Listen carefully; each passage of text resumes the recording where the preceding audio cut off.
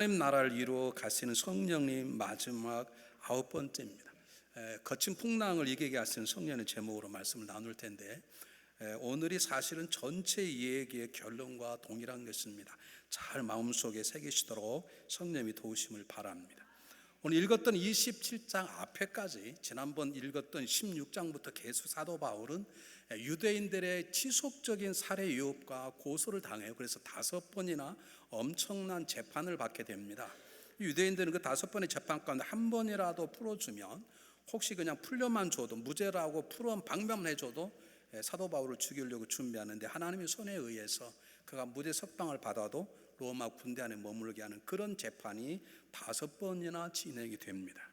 웬만한 사람 같았으면 그만하면 지칠만도 하고 좀 낙심할 만도 한데, 사도 바울은 성령의 도우심을 통해서 지속적인 재판을 5번씩 하는데 조금도 그는 후회하거나 낙망하거나 지치지 않습니다.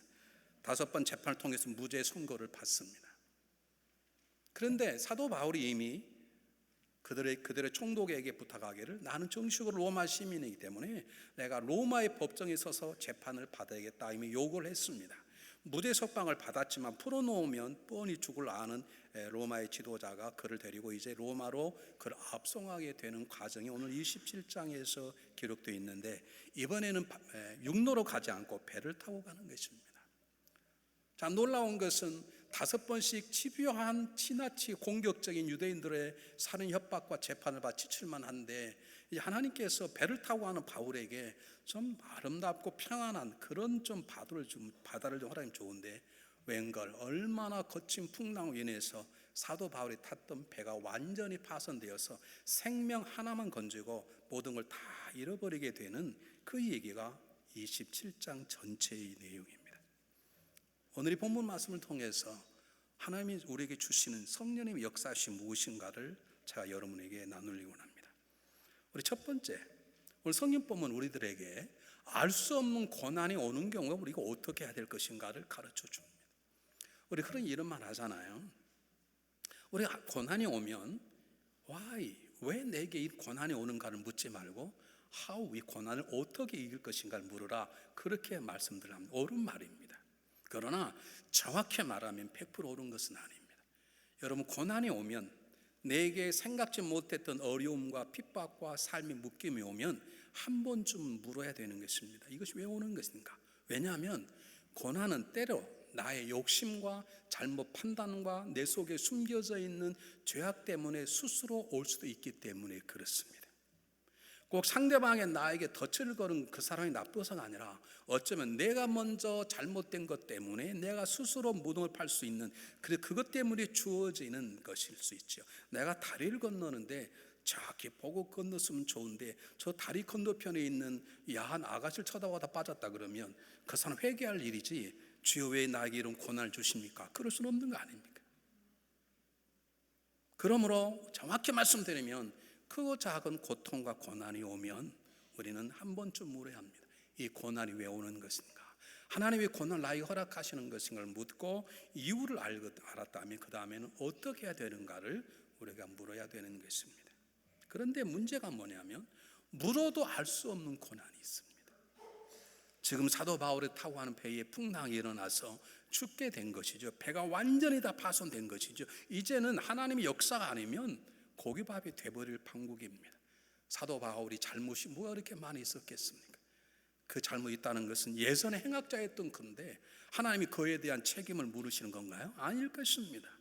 자기의 잘못을 알고 자기 지난 과거의 부끄러움을 알아서 철저히 겸손했던 사도 바울, 자기의 명예보다는 모든 것을 푼도처럼 버리고 오직 예수 그리스도를 알고 그의 복음을 증거하기 위해 자기의 목숨을 걸었던 사도 바울이라면 그동안의 어려움을 좀 생각을 해 주시고, 그동안 얼마나 많은 어려움, 얼마나 많은 매맞음, 얼마나 많은 억울함, 얼마나 많이 당했겠습니까?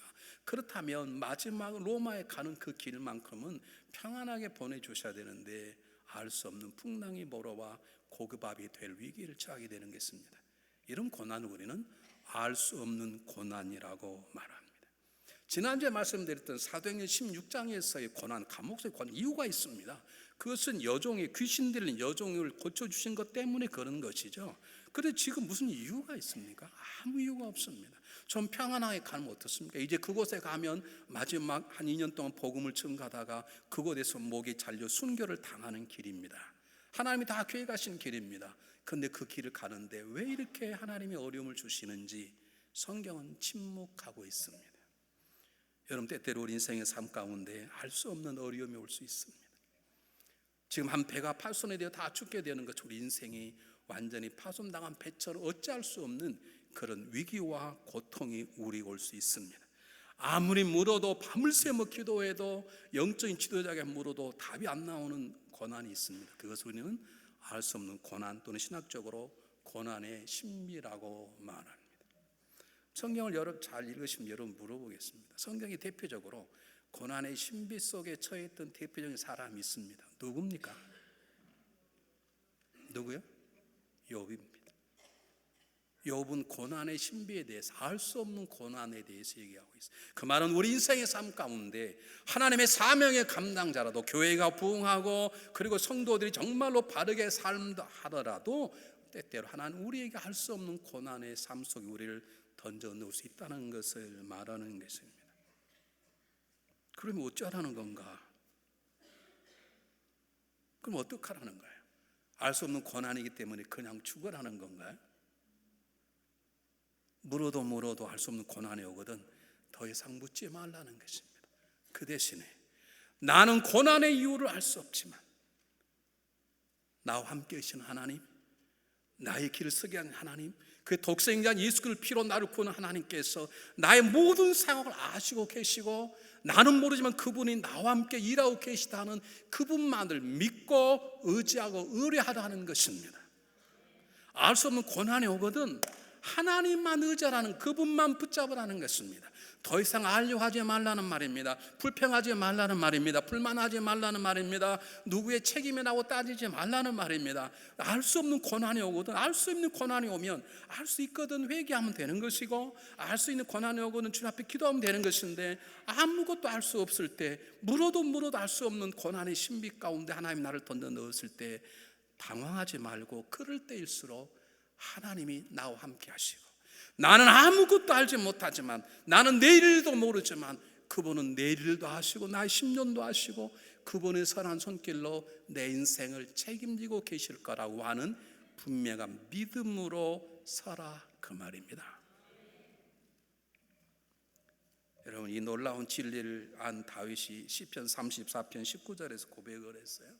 의인에게는 많은 고난이 있도다. 그러나 여호와께 모든 고난에서 이기게 하시느니라. 다윗이 자기가 왜 고난당하지 모르는 고난이 많이 있었어요.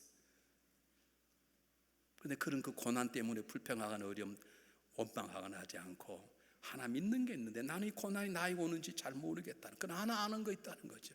하나님께서 나를 이 고난 속에서 이기게 하실 것이다, 이 말입니다. 여러분 삶 가운데 이해할 수 없는 어려움이 있습니까?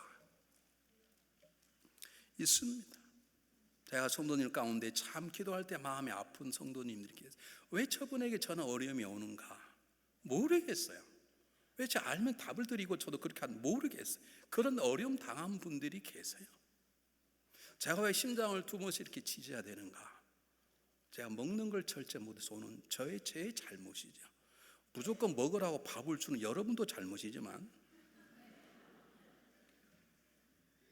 절대로 살 안 찐다고 잡순다고 거짓말하는 여러분도 잘못이지만, 그렇다고 주는 데는 처먹은 저도 잘못이에요. 제가 철저하게 회개했습니다.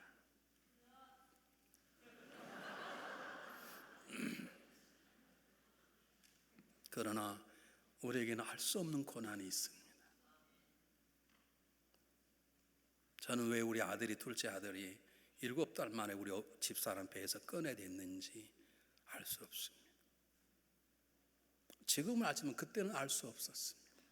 왜 태어나자마자 의사회에서 이 어린아이는 살아갈 수 없다고, 오래 살면 7개월 살 거라고, 왜 그렇게 돼야 되는 것인지 알 수가 없었습니다. 그렇게 알 수 없는 위기와 고난이 옵니다. 여러분, 그럴 때는 더 이상 묻지 마세요. 따지지 마세요. 더 이상 그 고난에 집중하지 마세요. 중요한 건 그 고난을 알고 계시고 고난을 허락하시는 하나님이 나의 모든 상황을 아신다는 것이죠. 여러분, 지난주 주일 저녁에 이천수 목사님 설교 듣지 않았습니까? 몰라도 뭘 아신다고요? 안 오셨구나. 주일날 저녁에 나만 갔나 보네. 그분의 설교가 그게 아닙니까? 자기 어머니가 하시는 말씀 하잖아요. 하나님 은혜로 있을 데 없는 자를 왜 구원해? 나는 알 수 없도다. 그럼 내가 믿고 의지하면 주 하나님이 역사를 믿는다는 것이죠. 내가 왜 이런 아픔을 당하되, 내가 이런 것들을 이뤄야 되는 것이고, 왜 내가 생제 사람이 가장 고통스럽다는 내 자녀를 먼저 세상에 떠나 보내야 되는지 어떻게 설명할 수 있겠습니까? 사도 바울이 왜 이렇게 죽어갈 수 있는 위기 속에 처해야 되는 이유가 무엇입니까? 설명할 수 있습니까? 그럴 때 그걸 따지지 말고, 설명할 수 없기 때문에 믿음이 좌절되거나 두려워하거나 원망하거나 하나님 그럴 수 있습니까? 라고 하지 말고, 그 모든 것들을 주관하고 알고 계시는 하나님을 붙잡으라는 것입니다. 그 하나님을 믿으라는 것입니다. 어쩌면 알 수 없는 고난은 우리를 더 가까이 부르시는 하나님의 사인일 수 있습니다. 더 놀라운 것은 우리가 알 수 없는 고난뿐만 아니라 우리는 살아갈 때 너무나 많은 걸 알 수 없습니다. 우리가 아는 척하고 살아가는 것이죠. 저도 여러분에게 고백하겠습니다. 목사가 아파도 안 아픈 척 해야 될 때가 많고, 목사가 몰라도 아는 척 해야 될 때가 있고, 목사가 마음에 시험이 들어도 시험 안 들은 잘 때가 있어요. 목사의 자비, 그런 게 참 힘들어요. 여러분의 잘못을 알고 있으면 불구하고 모른 척 할 때가 있어요. 그게 얼마나 힘든지 몰라요. 그런데요, 더 모르는 것은 고난뿐만 아니라 왜 인생에 이런 삶의 역사가 일어나는지, 아니 좋은 일 속에도 마찬가지입니다. 사도 바울이 로마서 고린도 3장에서 이런 고백을 했습니다. 나는 심었고 아볼로는 물을 주었을 때 자라나게 하시는 하나님이시니, 심는 자나 물 주는 자는 아무 소용이 오직 자라게 하시는 하나님이 역사하시느니라. 이 말은 무슨 말인 줄 아십니까? 이건 나와 아볼로가 아무것도 아니니까 너 아볼로파 내파 따지지 말라, 그 말이지만, 다른 말로 말하면 내가 너희들에게 복음을 증거했고 너희들 복음을 받아들여서 너희들 잘 자라도록 아볼로가 너희를 목회를 했지만, 그러나 결국에 교회가 자라고 너희가 믿음이 자랑을 하나님이 하시는 것이야. 그 말은 무슨 말입니까? 내가 너희들에게 복음을 증거했지만 그 복음이 너희서 어떻게 자라게 하면 나는 모른다는 거예요. 여러분 정말처럼 모릅니다. 이 교회가 50명, 100 이렇게 2,000명 단 교회가 커지니까 수많은 곳으로부터 부흥의 집회 인도를 받습니다. 목사님, 어떻게 교회가 부흥합니까? 모르겠습니다. 여러분 아십니까? 모르겠어요. 알았으면 제가 벌써 책을 써서 조그만 게 당신 이렇게 해보시오, 그럼 당신도 큰 게 될 거 할 텐데 모르겠어요. 여러분 아세요? 고난도 모를 뿐만 아니라 우리가 살아가는 삶 가운데 많은 걸 몰라요. 그냥 답할 수 있는 건 그분이 하셨을 뿐. 이렇게 말하면 목사님들이 되게 기분 나빠하십니다. 그럼 저한테 그래요. 목사님, 그럼 우리 교회는 하나님 역사하지 않습니까? 이렇게 공부를 답을 해요. 저도 그것도 모르겠어요. 여러분 아십니까? 하나님 여러분을 왜 구원해 주시는지 아시나요? 자신 있게 말할 수 있습니까? 하나님이 이것 때문에 나를 구원해 줬다고 말할 수 있습니까? 저는 왜 목사가 됐는지 모릅니다. 하나님 이렇게 좋은 교회 목사로 지금까지 왜 세우시는지, 수없이 많이 아파봤지만 단 한 번도 주일날을 빼지 않아서 아직까지, 제가 뺀 게 하나님 빼지 않도록 왜 세워주시는지 저는 잘 모릅니다.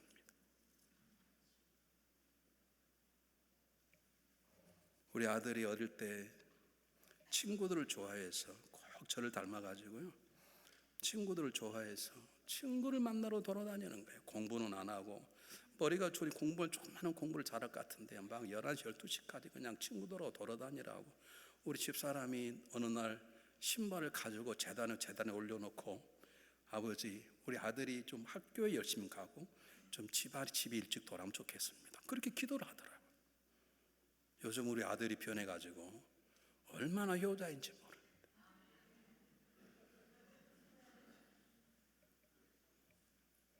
우리 아들이 한번 우리 집사람에게 물었습니다.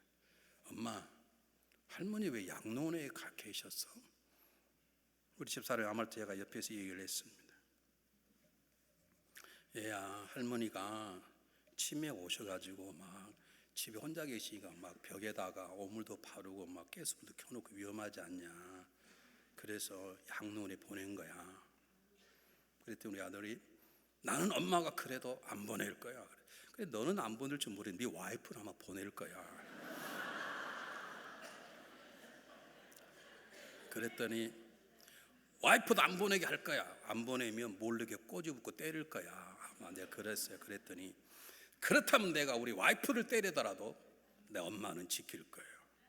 난 우리 아들이 어떻게 이렇게 변할 수 있는지, 거기에 나는 빠졌다는 게 섭섭하지만 어떻게 우리 집사람이 가르친 적 없는데 누가 그렇게 해결해 준 것인지. 지금도 저만 오면 아빠 뭐해? 교회다.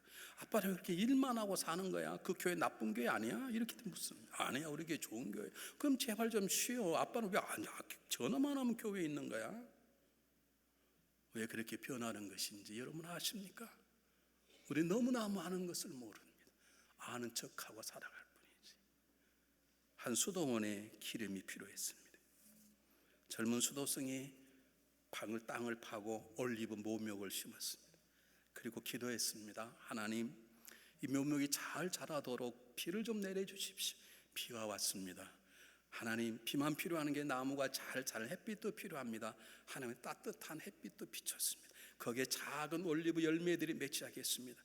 하나님 이왕이면 좋은 올리브가 맺으려면 차디찬 서리도 필요하니 이 올리브 열매가 탱글탱글해지도록 차가운 서리도 내려주십시오. 하나님이 차가운 서리를 내려주셨습니다. 그런데 그 차가운 서리 때문에 잘 자라던 올리브 나무가 죽었습니다. 충격을 받은 젊은 수도승이 수도 원장을 찾아갔습니다. 원장님, 제가 뭘 잘못했습니까? 제가 올리브 기름이 필요해서 올리브 나무를 심었고 열심히 기도했습니다. 그런데 왜 자라던 이 올리브 나무가 하나님 주신 서리에 죽습니까? 수도 원장이 이렇게 말했습니다. 나는 묘목을 심으면 그냥 가만히 있어. 왜요? 나는 묘목을 심을 뿐이지 그 나무가 어떻게 자라는 나는 몰라. 그건 하나님 다 아시거든. 그분이 알아서 하실 거야. 난 그래서 뭐 비를 달 햇빛 달 나는 기도하지 않아. 나는 그분이 알아서 하실 거라며 나는 심기만 심는 거야. 사랑하는 여러분, 우리가 알아서 해와서 이만큼 살아온 줄 아십니까? 우리 인생을 아는 것처럼 살아가지만 사실은 너무나 많은 걸 모릅니다. 우리 교회 이렇게 왜 부흥되는 것인지, 왜 때문에 이보다 좋은 성도 오는 것인지 알 수 없습니다. 우리에겐 단 한 번도 교회가 나누어져 본 적이 없습니다. 이런 은혜가 왜 오는 건지 알 수 없습니다. 우리는 하나는 압니다. 하나님이 지금도 이 교회를 위해서 일하신다는 것이죠. 우리가 알 수 없는 고난이 오거든, 때때로 인생의 삶에 새로운 문제가 생기거든 두려워하지 마십시오.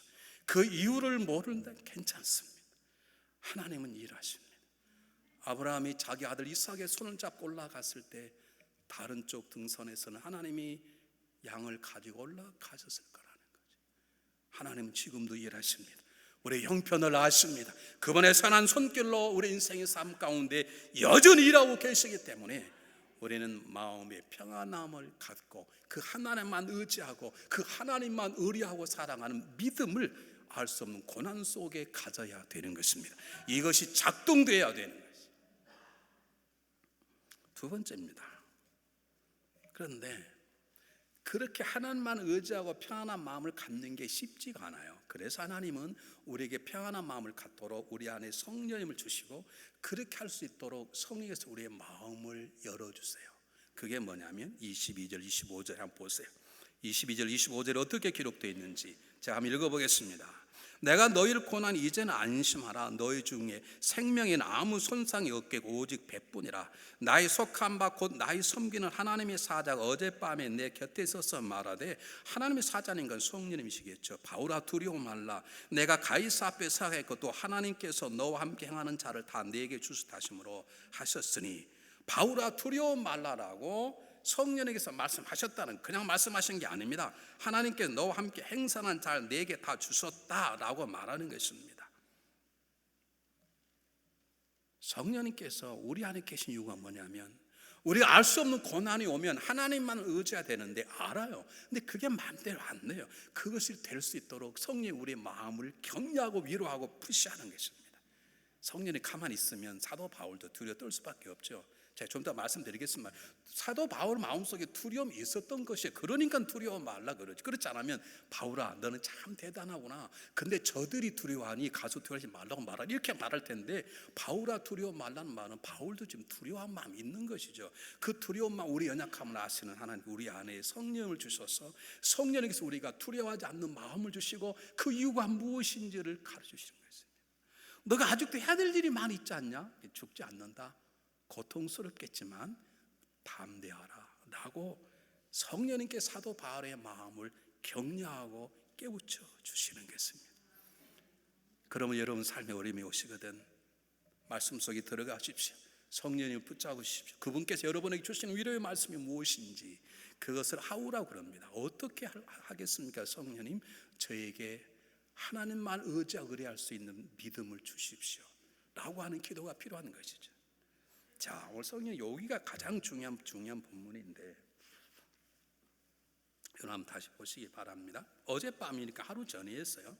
하루 전에 성령이 나타나서 바울아 절대 두려워하지 말라. 너는 앞으로 할 일도 있고 하나님께서 이 모든 생명을 너와 함께 지켜주셨다. 걱정하지 말라고 말씀을 하셨어요. 놀라운 것은 말씀하셨음에도 불구하고 계속 풍랑은 이네.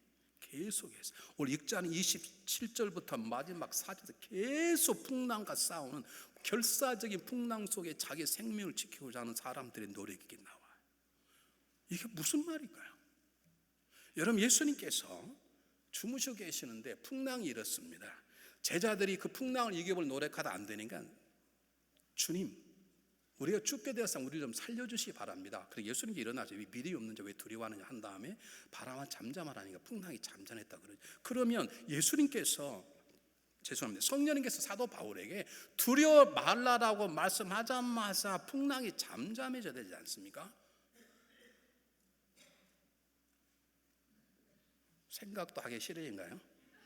그러지 되잖아요. 그렇지 않아요? 아니 우리가 그냥 여러분 이것을 그냥 보지 마시고 생각하면 그러면 그 다음날 그럼 하루를 지나서라도 워낙 거센 풍랑하더라도 주님께서 한번 즉각적으로 서를 풍랑을 그렇게 말씀하자마자 왜 잠잠케 해야 되는데 왜 계속해서 풍랑이 이들을 집어삼킬 것처럼 왜 계속되는 이유가 무엇인가? 왜 그 속에서 두려워 말라 말씀하시는가? 여기에 성령님의 놀라운 인도함이 있는 것입니다. 우리 안에 계시는 성령님은 하나님의 마음을 정하면 이렇게 말씀하시는 것입니다.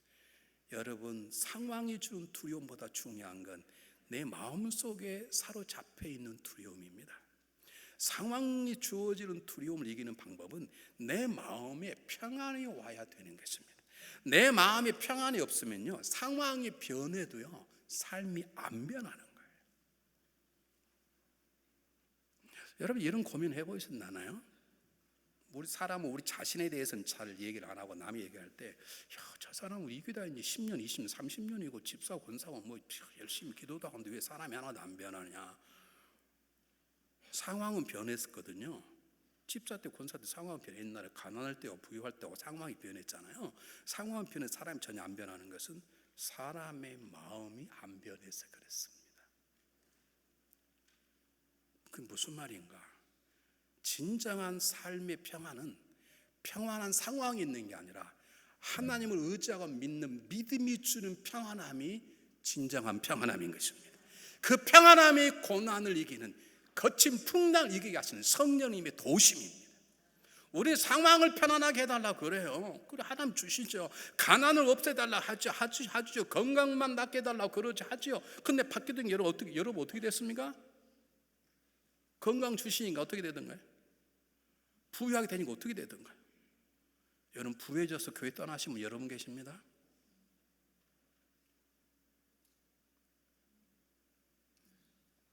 성령이 우리에게 말씀하시는 것은 바울아 두려워 말라 이런 뜻입니다. 앞으로 며칠 동안 계속 풍랑이 잠잠하지 않을 거야. 죽을 것 같은 곳이 그러나 그런 불구하고 두려워하지 말고 지금 평안함을 가져라. 너의 평안함이 어떤 상황 속에서도 평안함을 갖는 것이 가장 중요하니라고 말입니다. 상황이 변해도 우리의 마음이 평안하지 않는다면, 상황이 변해도 우리가 성령 인도함에 순종하지 않는다면 상황이 변하면 오히려 우리를 망가뜨리는 것입니다.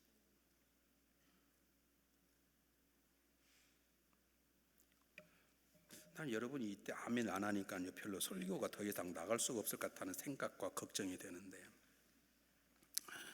여러분, 두려움이라는 것이 눈에 보이지 않는 것 같지만, 아무것도 아닌 것 같지만 하나님과 나와의 관계를 막는 치명적인 독입니다. 아담과 이브가 죄를 저질렀어요. 그들이 가졌던 첫 번째 것이 뭡니까? 부끄러움입니까? 두려움입니다. 두려움이 모든 관계를 다 깨는 거예요. 그 두려움 때문에 아담은 하나님에게 당신이 준 여자 때문에 그랬다고 변명하는, 자기와 스스로 아내의 관계를 단절시키는 자극을 갖게 되는 거예요. 여러분, 두려움이 아무것도 아닌 것 같지만 두려움이 우리에게 병도 주고, 두려움이 모든 관계를 깨고, 두려움이 하나님의 사인을 막는 치명적인 장애물입니다. 그래서 나폴레옹 힐이라는 사람이 이렇게 말하기를, 사람이 두려움이 한번 살이 잡히면 그 안에 상상력, 그 가지고 있는 자존감, 그 가지고 있는 모든 신념, 생각, 판단, 이성, 모든 것들을 다 죽여버리고 불평과 비판으로 살게 해서 결국 사람을 망가뜨린 독약과 같다고 말하는 거죠. 여러분, 상황이 변해도 내 마음이 정말로 평안하지 않는다면 그 상황의 변함은 내 삶에 아무런 영향을 미치지 않습니다. 여러분, 경우에 봐서 아시잖아요. 네? 상황이 얼마나 많이 변했어요. 처녀 때 살다가 좋은 남편 만나서 결혼하고 애 낳고, 그리고 화장실 하나짜리에서 화장실 2개짜리 아파트 옮기고, 또 돈 벌어서 화장실 3개짜리 집 얻고, 근데 믿음은 하나는 안 자라. 왜 그런가요? 마음에 진정한 변화가 없기 때문에. 여러분, 우리는 누구에게 시험 들었다고 말합니다. 여러분, 상대방의 시험 틀리게 시험 든 게 아닙니다. 이미 내 마음의 평안이 깨어졌기 때문에 시험이 드는 것입니다. 내가 상처받았다고 말합니다. 왜 상처받은 줄 아세요? 상대방의 상처를 주어서 그런 게 아니에요. 내 마음에 평안이 있으면요, 상처받지 않아요. 내 마음이 하나님을 의지하고 의뢰하는 믿음으로 단단히 서 있으면 어떤 거친 풍랑 속에서도 절대로 불평하지 않아요. 내 마음이 깨어져 있으니까, 내 마음이 두려움이 생기니까, 내 마음이 증오와 분노와 미움으로 평안함이 없으니까 우리 상대방의 말 한마디에 지나간 눈빛 하나에 시험 들고 넘어지고 쓰러지는 것이죠. 그래서 오늘 성령이 말하는 것입니다. 제발 두려워하지 말라. 제발 두려워하지 말라. 저는 역사를 좋아해서 가끔 히스토리 채널을 보는데요, 2차 대전 때 전쟁에 참여 중군 미국의 젊은이들이 30만 명이랍니다. 그런데 자기의 아들과 젊은, 자기 이제 막 결혼하자마자 군대에 가겠다고 나갔던 젊은 남편들을 보낸 부인이나 부모가 100만 명이 심장마비로 죽었어요. 두려움으로. 뉴스만 나면 혹시 우리 아들 죽었단 말이 아닌가. 나간 사람은 30만 명이 죽었는데 그를 보낸 부모와 그의 부인들이 100만 명이 두려움의 심장병으로 죽었어요. 오늘 성령님이 주시는 도우시 뭐냐면, 바울아, 두려워하지 마. 넌 내일도 풍랑이, 모레도 풍랑이 잠잠하지 않을 거야. 어쩌면 넌 앞으로 영원히 거친 풍랑 살지도 몰라. 그러나 두려워하지 마. 하나님 너와 함께 하지 않냐, 이 말이에요. 여러분, 하나님을 신뢰하십니까? 하나님을 믿으십니까? 그러면 어떤 풍랑 속에서도 두려워하지 마십시오. 여러분, 우리가 이런 고백이 됐으면 참 좋겠습니다. 한 신앙인이 고백했습니다. 여호와는 나의 피난처이시니 내가 환난 날에 만날 큰 도움이시라. 여러분, 믿으십니까? 하나님이 여러분의 피난처 산성에 도울 하나님의 힘이시오 능력이심을 믿습니까? 나를 진정 도우실 분은 전능한 하나님을 믿습니까? 그렇게 성령 여러분을 일깨워 주고 계심을 믿습니까? 그러면 무엇이 두렵습니까? 땅이 변했는지, 산이 휘든지, 바닷물에 빠지든지, 바닷물이 뛰노러 다시 땅에 와서 이번에 산이 그로 인하여 흔들린 잘처럼 내가 두려워하지 아니하리로다. 이것은 상황이 아니라 상황 속에서도 나를 지켜주시고 나를 사랑하시고 나를 붙잡으시고 인도하시는 하나님의 능력, 그분의 신실함, 그분의 사랑을 믿는 자의 담대함입니다. 이 담대함이 있어야 여러분 절대로 호랑이에 물려가도 정신만 차리면 살듯이 이 담대함이 있으면 이것이 우리 가정을 지키고 교회를 지키는 믿음의 역사인 것입니다. 성령님은 우리에게 그렇게 하도록 도와주시는 분이십니다. 세 번째 메시지가 뭐냐면, 잘 보세요. 25절 한번 보겠습니다.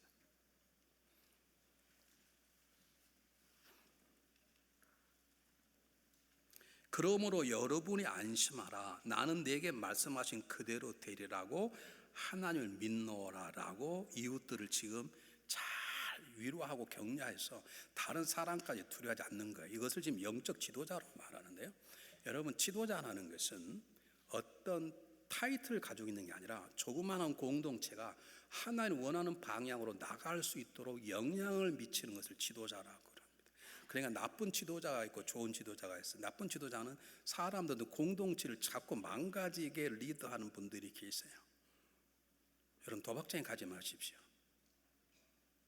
정가게끔 혼자 가십시오. 왜 성도 가정을 불러내십니까? 여러분, 담임 목사의 특징이 뭔 줄 아십니까? 우리 교인을 건드리려면 뚜껑이 열린다.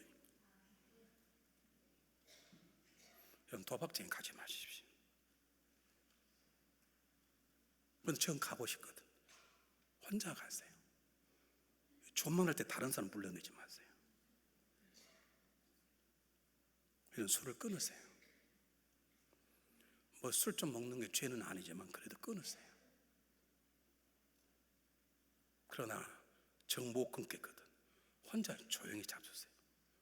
집에서 이상한 데 가서 이름도 모르고 성도 모를 여자들의 이상한 대접받아 술 처먹지 말고, 또 그래 꼭 그렇게 가야 되겠다. 혼자 가세요. 왜 사람들을 불러내세요? 그런 분이 있다 그래서 제가 김준일 목사님하고 박인 목사님에게 부탁해, 누군지 찾아내라. 우리 교회 가정에 누가 그렇게 하는지 찾아내라. 지도자란, 하나님의 공동체 지도자란, 내가 속장이고 교우장이고 내가 어떤 지도자라는 것은 적어도 어떤 공동체 하나님이 원하는 방향으로 나가도록 하는 사람이 지도자예요. 지금 사도 바울은 자기 타고 있는 뱃속에 있는 사람 다 두려워 죽게 생겼는데 그들을 위로하는 것이죠. 그냥 가만히 있으면 되잖아요. 근데 가만히 있을 수 없죠. 왜? 하나님이 사도 바울을 지도자로 세상의 빛과 소금으로 왕 같은 재상으로 세웠으니까 하나님 그를 통해 한 나라를 지금 나라를, 세상을 바꾸려는 건 아닙니까? 그래서 사도 바울은 가만히 있을 수 없는 거예요. 그래 나만 있으면 되지? 아닙니다. 그런 지도자이기 때문에 무리를 이렇게 세워서 무리들도 두려워하지 않도록 선포해야 되냐? 그래서 선포하는 것입니다.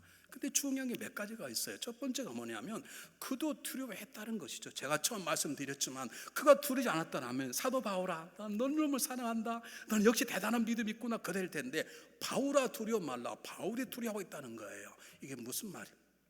하나님의 지도자가 완전하지 않다는 것입니다. 하나님의 구약의 최고 지도자는 모세입니다.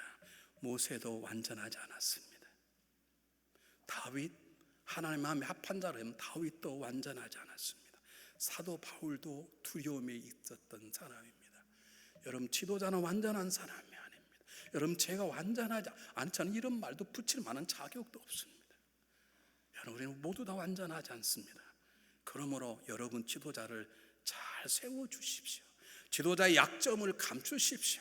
지도자가 못하는 게 있거든 못한다고 깔보고 욕내고 소문내지 말고 그 못하는 부분들을 여러분이 감당하십시오. 우리 목사님 이런 걸 잘 못해, 그렇게 보이면 하라는 뜻입니다. 믿습니까? 어떤 분이 화장실 갔다 오더니 이 화장이 더러워 그래요. 근데 가서 보니까 내 눈에는 괜찮은데 그분의 눈에 더럽게 보이는 거예요.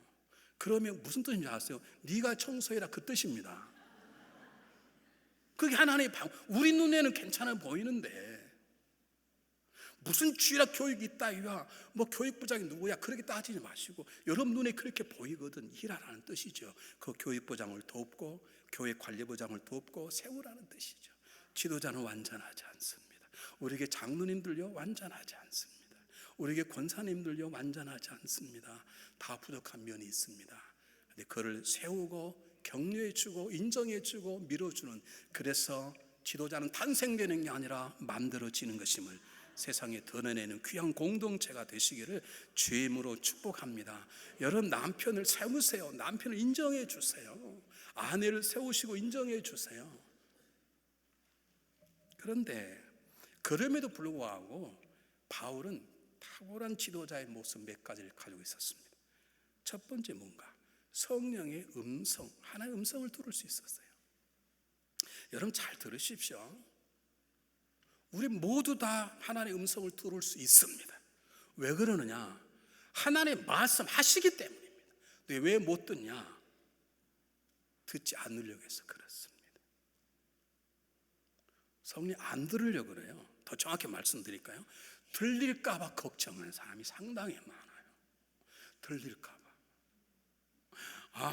모처럼 어떻게 장사를 해가지고 그냥 로또가 맞아가지고 아무 노노에게 비밀 50만 불을 딱 집에 갖다 놨는데 목사님이 전화가 오면 틀림없이 없다고 그런대요. 그중 일부러 11조 내라 그럴까 봐. 우리는요, 하나님의 음성이 들려질까 봐 걱정해요. 그래서 못 듣는 거예요. 하나님 말씀하시는데 못 들을 자가 누가 있습니까?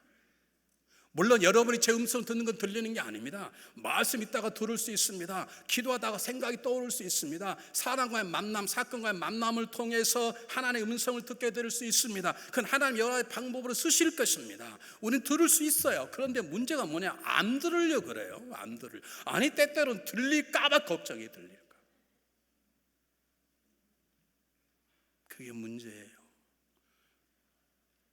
이번에 참 감사한 건 제가 오늘 설교 일부분을 지난 주일에 이창수 목사님 다 하셨어요. 제가 원래 하나님 은혜 노래까지 부르고도 쥐가 다 불러버렸어요. 그래서 또 한 번 더 따라 한다고도 그럴까 봐 제가 다 생략하고 넘어가는 것이죠. 여러분, 생각나십니까? 지난주 졸다가 설교를 들었으면 시험 들습니다. 왜? 한국 교회는 통성기도 때문에 망했다 그랬잖아요. 그게 아니고 통성기도만 했기 때문에. 내가 여러분 한두 번 말합니까? 금요일날 주여 기도합시다 하면 주여 기도한 다음에 아멘 예수 기도합니다 아멘 했으면 어떻게 해야 돼요? 5분 동안은 기다려봐야 돼요. 제가 하나님 말씀드리지 하나님께 저에게 말씀하십시오. 우리는 그거 말하지 않아요. 제가 여러분에게 수없이 많이 말씀드리지만 제일 사람을 약올리게 화나게 하는 건 상대방 지 얘기만 따고 상대방 말하면 딱 끊어버리는 사람 있잖아요. 전화할 때. 부부싸움 할 때 제일 연락하는 건 뭐냐면 집 말하고 딱 문 닫고 들어가 버리는 사람. 안 되겠다 이발 딱 뒤집어 써버리는 사람. 저는 그걸 절대로 용서하지 않습니다. 우리 집사 뭐라고 들어가면 저는 깨워와요. 일어날 때까지 깨워.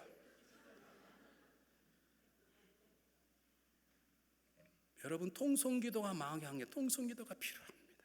부르짖어 기도하란 말이 한두 번 있습니까, 여러분? 생각해 지금 상황이 급한데 어떻게 부르짖지 않아요? 강도가 나타나는데 이럴 수 있습니까? 강도야 그러지. 여러분 같으면 여러분이 불이 났는데 불이 났습니다. 그럴 수 있나요? 불이야 그래야 되지. 지금 상황이 보통 상황입니까, 여러분? 부르짖어 기도하는 게 잘못된 게 아니에요. 부르짖었으면 하나님, 제가 제 마음을 아뢰사오니 하나님께서 말씀하십시오라고 들어야 되잖아요. 들으려고 시간을 가져야 되잖아요.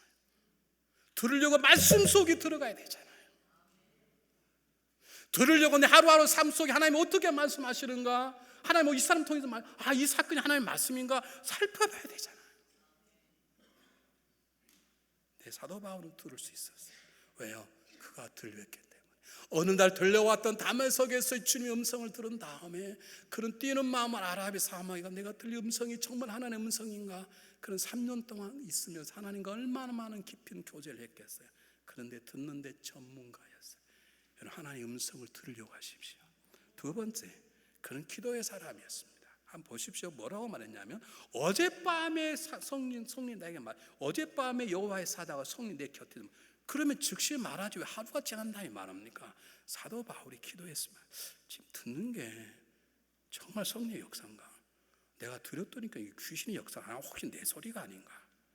기도할 줄 아는 사람이었습니다. 여러분, 기도하다가 또 음성이 들렸다고 금방 떨지 마십시오. 여러분, 기도하다 환상을 보았다고 그냥 환상 봤다고 말하지 마십시오. 한 번쯤 다시 기도해 보시기 바랍니다. 이게 환상이가 내가 기도가 더 좋은 것이 아닌가? 저는요, 기도하다가 환상을 여러 번 봤습니다. 근데 전부 다 알고 보면 전부 다 졸았던 것이. 조는 경우 왕왕 있어요. 그러고 나서 우리는 깨우고 나서 환상을 봤다 그러거든요. 아니에요. 기도해 보세요. 기도하는 사람이었어요. 세 번째, 바울은요, 위기에 처한 자기와 관계없는 사람을 위로하고 격려하는 사람, 이게 지도자죠. 자, 여러분 묻습니다. 우리는, 그리스도인들은 위로하고 격려의 사람입니다. 이 소망 없는 세상에 소망이 있다는 무엇인가를 가를 사람이 그렇습니다. 여러분, 동성 결혼 통과됐다고 미국이 소망이 없다고? No! 아닙니다, 여러분. 소망이 있습니다. 한번 보시기 바랍니다. 텍사스는 소망 있는 주입니다. 텍사스의 리더들이 동성애 다 통과될 줄 알고 통과되면 여러분, 목회자는 골치 아픕니다. 목회자에 와가지고 우리 결혼 주례해 주십시오. 신부가 누군데? 옆에는 여자예요. 그러면 안 한다 그러면 그 감옥 갑니다. 예를 들면. 그래서 이미 법을 다 바꿨어요. 우리 이 텍사스에서는 목회자가 동성연애를 거부해도 법이 안 그리고 이미 다 바꿔놨어요. 여러분, 소망이 있습니다. 여러분, 한 주에서 동성연애자에게 케이크를 팔지 않았다는 이유로 벌금을 받아 25만 불을 때렸어요. 이러면 나라가 소망이 있습니까? 소망이 있습니다. 그 소리를 듣는 그리스도인들이 성금을 보냈는데 35만 불이 들어와서 그 사람 앉아서 10만 불 벌었어요. 이럴 때는 웃는 게 아니고 할렐루야 하는 거예요. 그게 하나님 아시니 누가 아시니? 여러분, 미국에 소망이 있어요. 망했다 하지 마세요. 동성애 통과시키는 것은 우리들로 일깨우는 하나님의 역사신 거죠. 우리는 사람을 세우는 거예요. 격려하는 거예요, 여러분. 제발 우리 스스로만 사는 게 아니에요. 사도 바울은 자기 혼자만 편하게 있는 게 아니에요. 다 두려워 떠는 다른 사람을 살리는 것이죠. 우리의 기도가 내 자신의 기도만 머물러 있다면, 우리 기도가 우리 교회와 내 가정에 머물러 있다면 우리는 잘못 사는 것이에요. 처녀가 기도하기 시작했습니다. 하나님, 저에게 좋은 신랑감을 주십시오. 하도 하니까 하나님께서, 야, 너는 네 문제만 가지고 기도하지, 좀 이웃을 위해서 기도해봐라. 그 자매가 기도를 바꿨습니다. 하나님, 우리 어머님에게 좋은 사익감을 보내주시길 바랍니다. 다 그것이지 무엇어요. 우리 그 수준을 못 벗어나요. 여러분, 기억하세요. 사도 바울이 탁월한 사람인가?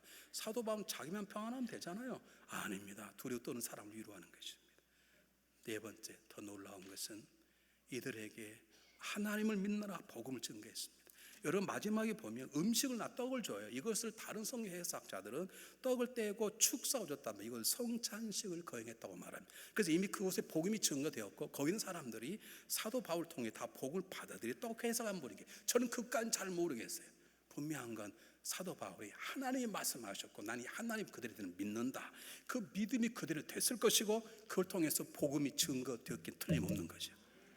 사도 바울은 어떤 상황 속에서도 복음을 증거할 기회를 찾지 놓치지 않았어요. 마지막에 오늘 성령님은 우리에게 뭘 말씀하시는가? 그 사건을 통해서 성령님이 다윗에게 말하니까, 바울에게 말하니까 바울이 그대로 얘기를 했고 그게 그대로 됐네요. 다시 말하면 이 고난을 통해서 성령님은 바울을 드러내신 것이죠. 여러분, 성경 한번 보시기 바랍니다. 42절 읽어보겠습니다. 군사들은 죄수가 헤엄쳐서 도망갈까 하여 저기를 죽이는 것이 좋다 했으나 백부장이 바울을 구원하려고 하여 저희 뜻을 막고 헤엄칠 줄 아는 사람들 명하여 물 위에 뛰어내리 육지에 내리게 하고, 이 병들이 막 도망가니까 여러분, 감옥에 넣어서 죄인들이 나가면요 군인이 다 죽게 돼 있으니 다 죽여버리려고 그러는데 백부장이 바울이 어떤 사람이 안 거예요. 아, 바울의 말이 맞구나. 내가 바울의 말대로 떠나지 않았더라면 이러지 않았을 텐데 바울이 누군 존재가 안 거예요. 그러니까 바울을 살리려면 그들도 다 살려야 돼요. 왜냐하면 바울도 죄수이기 때문에. 이 사건을 통해서 세상에 드러난 사람 누구예요? 바울이에요. 여러분, 하나님 우리에게 고난을 통해서 하나님의 백성을 드러내시려고 하세요. 믿습니까? 미국의 동성결혼이 통과됨으로 하나님 그들을 드러내려고 하는 게 아니에요. 지금 잠정 우리들을 세상에 드러내서 이제야 우리가 빛과 소금으로 살아갈 수 있도록 진정한 그리스도 삶을 우리를 드러내려고 그래요. 문제는 우리가 그렇게 안 산다는 거예요. 요즘 한국은 그런다고 그러더라고요. 이순신 장군을 주전한 명랑이라는 영화가 대박을 치면서 그리스도인 가운데 이런 얘기가 돈답니다. 내가 그리스도임을 세상에 알리지 말라. 요즘 그게 유행이래요. 만약 여러분이 어느 곳에 서든지 누구 앞에 서든지 내가 중앙연합감로에게 집사요, 권사요, 장로라는 것을 밝힐 수 없거든 그 자리에 떠나세요. 이 하나님의 방법이 아니에요. 우리가 쳐야 될 방법은 어느 곳에 있든지 내가 신앙인입니다, 내가 집사입니다, 네가 중앙연합교회 장로의 권사요, 목사입니다 라고 밝혀 있는 것을 써야 돼. 이것은 하나님의 방법이기 때문에 그렇습니다. 하나님 우리를 세우시기 때문입니다. 우리가 세우지 않고 어떻게 복음이 증거 되겠냐고요. 우리를 통해 하나님이 드러나고 어떻게 복음이 증거 되겠냐고요. 이 세상이 어떻게 변화되겠냐고요. 장로님 한 분이 찾아오셔가지고 목사님 오늘은 제발 소리 지르지 마십시오. 어떻게 소리를 안 지르겠냐고.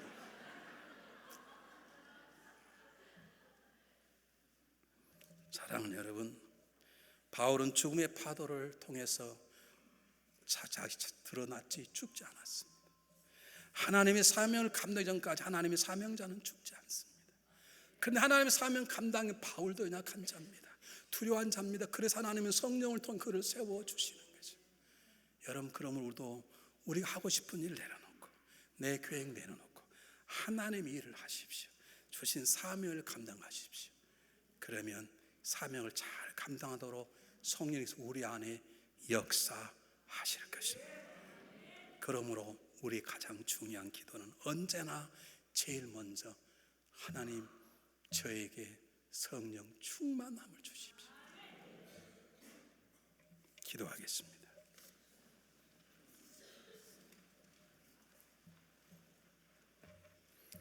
사랑의 하나님 감사합니다. 연약한 저희들을 세워주시고 이 시간 말씀으로 저희를 채워주시니 감사합니다. 이 거친 풍랑 알 수 없는 고난을 이길 수 있도록 성령이 우리와 함께 하시고 말씀하시고 우리를 통해서 일하시기를 간절히 원합니다. 어린아이처럼 자기 하는 일에 넘어 있지 아니하며 하나님 주신 일 사명을 감당한 자가 될 수 있도록 저희를 바울처럼 사용하여 주시되 성령에게 우리 안에 역사하여 주시옵소서. 예수 그리스도 이름으로 감사하오며 간절히 기도하옵나이다. 아멘.